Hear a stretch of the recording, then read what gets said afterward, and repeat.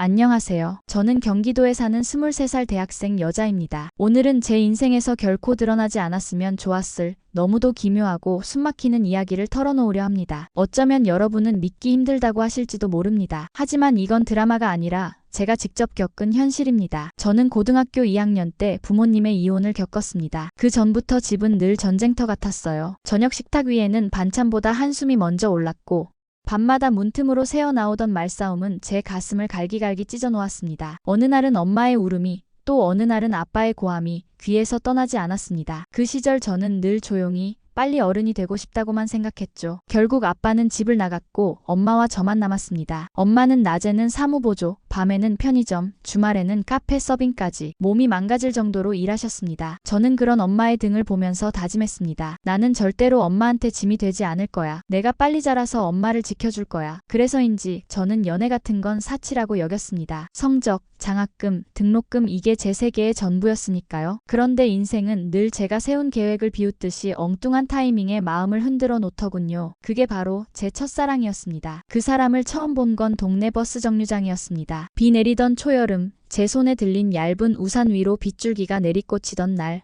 키가 크고 웃을 때 보조개가 살짝 들어가는 오빠가 제 우산 위로 자기 우산을 살짝 겹쳐 씌워줬습니다. 비 많이 오네. 버스 늦게 오면 감기 든다. 그 한마디가 제 세계를 뒤흔들 줄은 그때는 미처 몰랐습니다. 지금 생각해보면 그날부터였던 것 같습니다. 제 인생의 톤이 서서히 바뀌기 시작한 때가요. 좋게 말하면 색이 생겼고 나쁘게 말하면 예고 없는 파도가 잔잔한 바다를 뒤엎을 준비를 하고 있었습니다. 그때 저는 그 파도의 정체가 무엇인지 몰랐습니다. 다만 아주 멀리서 웅웅거리는 진동만 느꼈을 뿐이죠. 그리고 그 진동은 훗날 제가 상상도 하지 못한 방향으로 터져나오게 됩니다. 오빠와 저는 몇 번의 우연한 마주침 끝에 아주 자연스럽게 말을 트게 되었습니다. 그는 대학 새내기였고 저는 고등학생이었지만 이야기는 늘 단단하게 맞물렸습니다. 시험 기간엔 저를 위해 포스트잇에 공부 팁을 적어 건네주고 늦은 밤엔 집 앞 골목까지 같이 걸어다 주었습니다. 별것 아니라고 말하면 거짓말이죠. 저는 그런 사소한 배려에 매일 조금씩 마음을 내주고 있었습니다. 어느 날 오빠가 말했습니다. 너랑 있으면 참 편하다. 내 말이 이상하게 들리면 어떡하지 그래도 말할게. 나 너 좋아해. 그 말에 저는 하늘이 열리는 것 같았어요. 맑은 바람이 가슴속으로 스며들었고 아, 나도 사람을 이렇게 좋아할 수 있구나 하고 처음으로 믿게 됐습니다. 우리는 조심스럽게 연애를 시작했고 길었던 겨울이 거짓말처럼 짧아졌습니다. 주말이면 우리는 버스 노선을 끝까지 타고 갔다가 돌아오곤 했습니다. 창밖 풍경이 천천히 밀려나가면 제 불안도 함께 멀어지는 것 같았거든요. 편의점 삼각김밥을 반씩 나눠 먹으며 미래 얘기를 했고 오빠는 늘 말했습니다. 네가 대학에 가면 우리 당당해지자. 내가 잘 지켜줄게. 하지만 행복은 보통 누군가의 반대편을 건드리곤 하죠. 오빠의 집은 엄격했습니다. 아버지는 사업을 하셨고 어머니는 교육에 철저하셨습니다. 아버지 없는 집 엄마 혼자 키운 딸이라는 낙인은 제게만 붙는 게 아니었습니다. 오빠에게도 함께 깊게 새겨졌습니다. 어느 날 오빠가 울먹이며 말했습니다. 우리 부모님이 널 반대해. 이유는 너도 알 거야. 근데 나는 포기 못해. 그 말이 고맙지 않았다면 거짓말입니다. 하지만 동시에 그 말이 너무 미안했습니다. 오빠가 자기 집과 싸우게 되는 건 오직 나 때문이라는 생각이 머리에서 떠나지 않았거든요. 저는 끝내 오빠의 손을 놓았습니다. 우리 여기까지만 하자. 오빠는 고개를 저었지만 얼마 지나지 않아 그는 유학을 떠났고 연락은 완전히 끊겼습니다. 이별 뒤의 계절은 유난히 길었습니다. 카톡의 마지막 창이 회색으로 굳어가듯 제 마음도 서서히 굳어갔죠. 그렇게 오빠는 제 첫사랑이자 손댈 수 없는 상처로 내 마음 어딘가에 박혀버렸습니다. 그 상처가 훗날 내 인생 전체를 뒤흔드는 도화선이 될 줄은 그때의 저는 상상도 하지 못했습니다. 시간이 흘러 저는 대학생이 되었습니다. 엄마는 여전히 하루에 2벌의 일을 하셨지만 얼굴엔 예전보다 조금 더 밝은 빛이 돌기 시작했습니다. 저는 안심했어요. 이제 우리에게도 봄이 오려나? 그 무렵 엄마가 아주 조심스럽게 제게 말을 꺼냈습니다. 야, 엄마 좋은 사람이 생겼다. 저는 놀랐지만 기쁘기도 했습니다. 엄마의 행복이 곧 제 소원이었으니까요. 엄마, 정말 축하해. 어떤 분이야?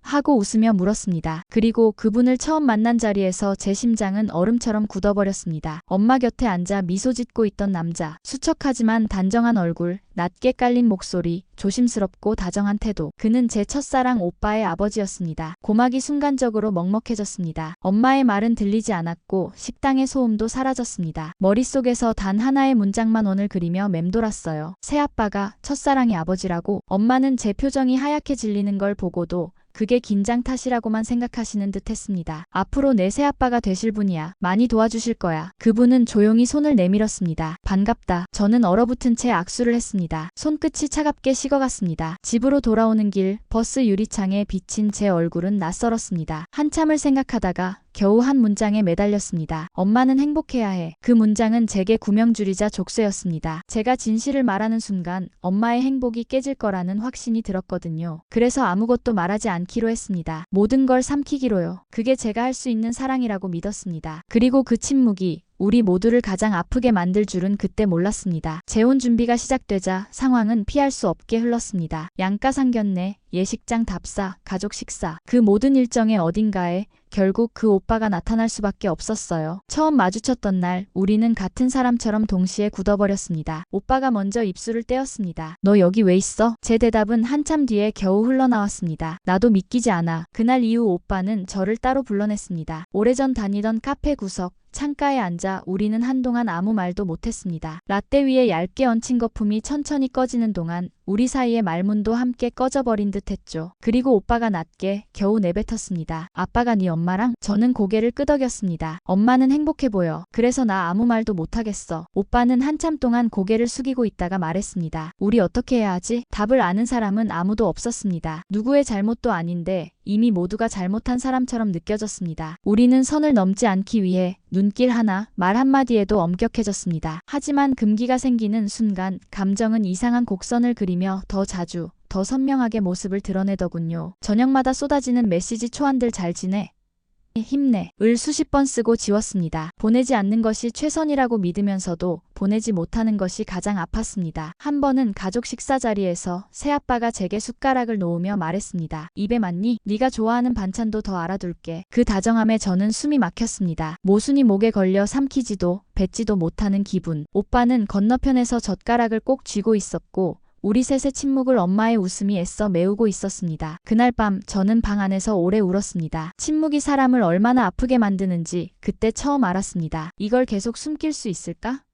말하면 엄마는 행복을 잃게 될까? 그리고 마지막에 떠오른 질문. 나는 과연 누구를 지키고 있는 걸까? 결국 진실은 한순간의 틈으로 터져나왔습니다. 재혼을 일주일 앞둔 가족 저녁 자리, 식탁 위엔 웃음과 축배가 오가고 있었습니다. 새아빠가 잔을 들며 말했습니다. 이제 네가 내 딸이 되는구나. 그리고 이쪽은 내 아들. 둘이 서로 잘 챙겨주렴. 잔들이 서로 부딪히는 소리에 제 심장은 쿵하고 아래로 떨어졌습니다. 오빠의 손이 미세하게 떨렸습니다. 숟가락이 그릇에 닿는 소리가 유난히 크게 들렸습니다. 그가 입술을 깨물다 결국 말을 꺼냈습니다. 아빠, 사실은 저랑는. 그 말의 끝을 저는 듣지 못했습니다. 엄마의 얼굴이 순식간에 질렸고 새아빠의 눈이 동그랗게 커졌습니다. 수저가 바닥에 떨어지는 소리가 모든 소리를 잠식했습니다. 누구도 말을 잇지 못했습니다. 저는 자리에서 일어나 도망치듯 식당을 나왔습니다. 계단을 내려오는데 다리가 풀려 주저앉을 뻔했죠. 바깥 공기는 차가웠고 제 눈가를 스치고 지나가는 바람은 소금처럼 쓰렸습니다. 그날 이후로 모든 것이 무너졌습니다. 엄마는 며칠 동안 방에서 나오지 않으셨고 저를 보시면 울다가도 애써 미소를 지으셨습니다. 엄마가 더 일찍 말했어야 했나봐. 네가 얼마나 견디고 있었는지 몰랐어. 저는 고개를 저었습니다. 아니야, 내가 못 말했어. 새아빠는 조용히 하지만 단호하게 말했습니다. 우리는 지금이라도 질서를 세워야 한다. 너와 우리 아들의 관계는 오늘로 완전히 정리하자. 우린 가족이 될 거고 그 외에 어떤 감정도 여기서 끝내자. 그 말은 잔인한 칼날 같았지만 동시에 필요한 매듭이었습니다. 아니, 최소한 누군가는 그렇게 믿어야 했습니다. 오빠와 저는 마지막으로 공원에 앉았습니다. 바람이 나뭇잎을 흔들어 만들던 소리가 오래전 우리의 웃음 같았습니다. 오빠가 말했습니다. 너 탓이 아니야. 아무도 탓할 수 없어. 근데 그래도 아프다. 저는 고개를 끄덕였습니다. 우리 그냥 과거였던 걸로 하자. 우리는 그렇게 가장 이상하고 가장 애틋한 작별을 했습니다. 재혼식은 예정대로 치러졌습니다. 사진 속 엄마는 예뻤고 새아빠는 진지했습니다. 저는 끝까지 울지 않으려 애썼습니다. 축복과 상처가 한 장의 사진에 겹쳐 찍히는 기분이었거든요. 시간이 조금 흘렀습니다. 상처는 아직 덜 아물었고 저는 종종 그날을 떠올립니다.